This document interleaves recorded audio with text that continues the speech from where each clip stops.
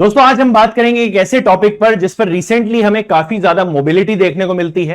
एक बड़ी संख्या में लोग पॉलिटिकल पर्सनालिटीज के साथ इस चीज की डिमांड फिर से कर रहे हैं कि कब हमारे हिंदू मंदिरों पर से पॉलिटिकल कंट्रोल या फिर स्टेट का कंट्रोल हटाया जाएगा, और क्यों यह कंट्रोल केवल और केवल हिंदू टेंपल्स पर ही है, ना कि क्रिश्चियन और मुस्लिम प्लेसेस ऑफ वर्शिप पर। राइट, तो हम इसके बारे में बात करेंगे कि इसकी हिस्ट्री क्या है, इसका हिस्टोरिकल बैकग्राउंड क्या है, क्यों अंग्रेजों ने हिंदू टेंपल्स को ही टारगेट किया था, और ऐसे कई सारे एक्ट्स आए थे जिसमें हिंदू टेंपल्स के फाइनेंसेस को ब्रिटिश ईस्ट इंडिया कंपनी ने कंट्रोल किया था। राइट, इसका हिस्टोरिकल बैकग्राउंड प्लस मंदिरों को आजाद करने की डिमांड का क्या हिस्टोरिकल बैकग्राउंड है, इसके बारे में हम बात करेंगे। क्या यह एक पॉलिटिकल पार्टी से ड्रिवन है या फिर हमारे देश की दोनों ही बड़ी पॉलिटिकल पार्टीज इस चीज में इन्वॉल्व रही हैं। राइट, तो रिसेंटली एक बहुत बड़ा मुद्दा उठा कि भाई तिरुपति टेंपल, वेंकटेश्वरा टेंपल में घी जिससे कि लड्डू प्रसादम प्रसाद बनता है भगवान का, उसमें एडल्टरेशन देखने को मिला है। पहले यह बोला जा रहा था कि इसमें वेजिटेबल ऑयल्स का भी यूज किया जा रहा है घी की जगह, साथ ही साथ जानवरों की चर्बी का भी यूज किया जा रहा है। बट अब हम देखें अगर, तो सुप्रीम कोर्ट ने कहीं ना कहीं इस रिपोर्ट को गलत बताया है कि नहीं, जानवरों की चर्बी का यूज नहीं किया जा रहा है, हमें इस मैटर को पॉलिटिसाइज नहीं करना चाहिए। हिंदू ऑर्गेनाइजेशंस की डिमांड है कि भाई टेंपल्स को गवर्नमेंट के कंट्रोल से फ्री किया जाए। यह डिमांड हर दूसरे तीसरे साल उठती रहती है। कई बार यह निकल करके आता है कि स्टेट टेंपल्स को नहीं चला रहा, जबकि टेंपल का जो रेवेन्यू है, टेंपल में जो कलेक्ट होने वाली वेल्थ है, उससे स्टेट चलाया जा रहा है, because state government is corrupt and they are basically using temple finances.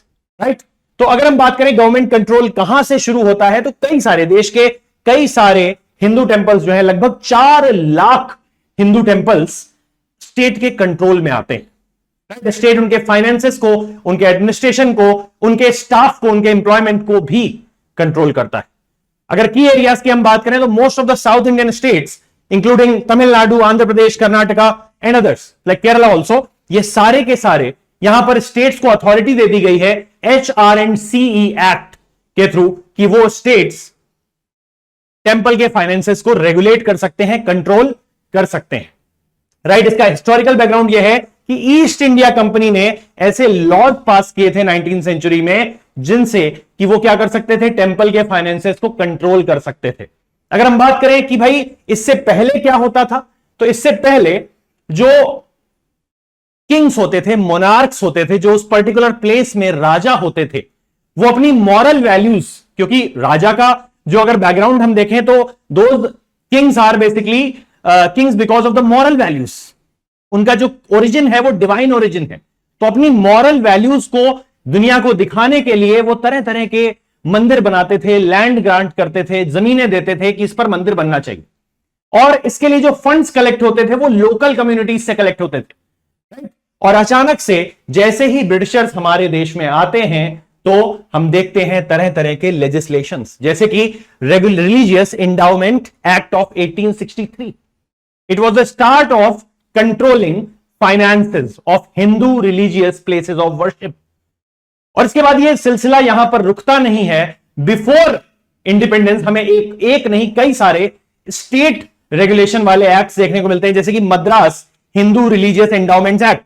इसमें तरह तरह के रिवीजन होते हैं, 1927 में रिवीजन होता है, 1950s में रिवीजन होता है, और सेम एक्ट्स हमें देखने को मिलते हैं केरला में, कोचीन और Travancore Hindu religious endowments act. ठीक है, ऐसे ही अलग अलग स्टेट्स में अलग अलग एंडाउमेंट्स एक्ट हैं, जिसमें कि स्टेट्स को यह अलाउंस दिया गया है कि वो टेंपल के फाइनेंसेस को, टेंपल के एडमिनिस्ट्रेशन को, टेंपल के एम्प्लॉयमेंट को रेगुलेट कर सकता है।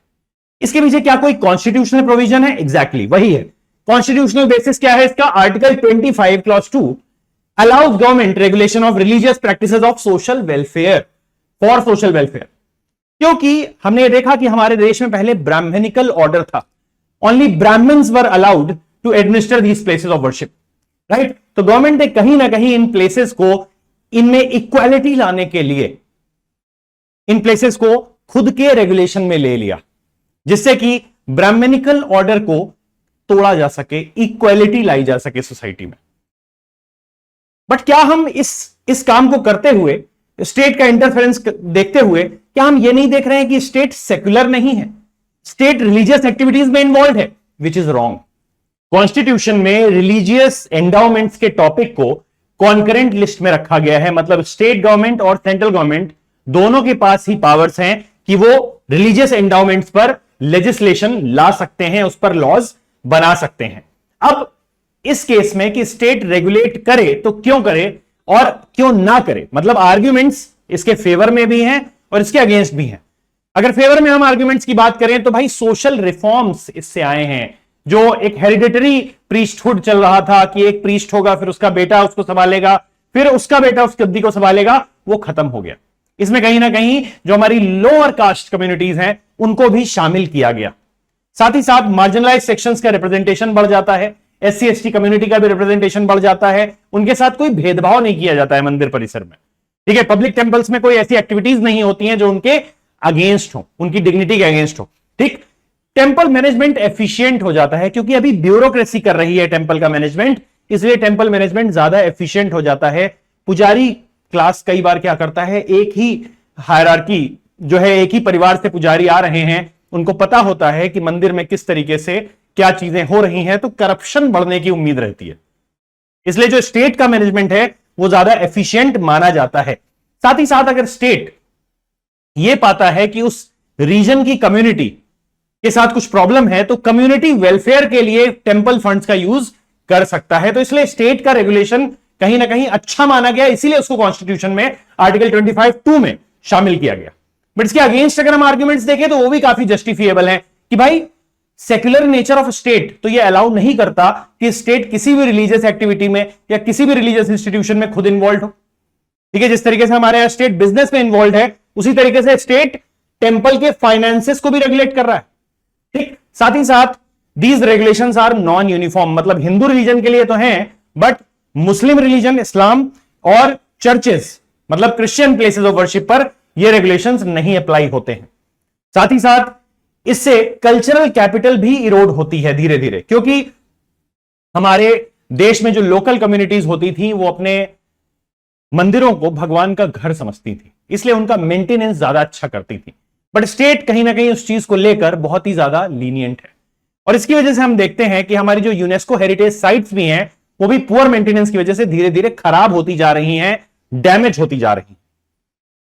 साथ ही साथ जो ट्राइबल्स और इंडिजिनस कम्युनिटीज हैं उनको भी यहां पर जो उनके यूनिक कस्टम्स हैं, रिचुअल परफॉर्मेंसेज हैं, वो करने नहीं दिया जाता है for the Lord, for the God. ठीक है, इसकी वजह से उनकी एथनिसिटी को भी एक खतरा है स्टेट का रेगुलेशन। जुडिशियल प्रोनाउंसमेंट्स की बात करें तो त्रावणकोर रॉयल फैमिली जो है उसके पास टेंपल को मैनेज करने की, पद्मनाभ स्वामी टेंपल जो है उसको मैनेज करने की शिबेटशिप जो होती है या राइट्स होते हैं वो उनको दिए गए। राइट, अभी रिसेंट जजमेंट है ये। साथ ही साथ 1972 में शेषामल and others versus state of Tamil Nadu में जो प्रीस्ट को अपॉइंट करने का राइट था वो स्टेट को दिया गया था कि भाई ये पूरी तरीके से प्रीस्ट को अपॉइंट करना एक सेक्युलर नेचर में आता है, सेक्युलर एक्टिविटी में आता है, तो ये स्टेट कर सकता है। बट हाँ, पूजा किस तरीके से होगी, किस तरीके से उसकी रिलीजियस सर्विसेज वो किस तरीके से देगा, क्या क्या परफॉर्म करेगा, ये सब रिलीजियस कैरेक्टर का है, तो ये स्टेट नहीं डिसाइड कर सकता है।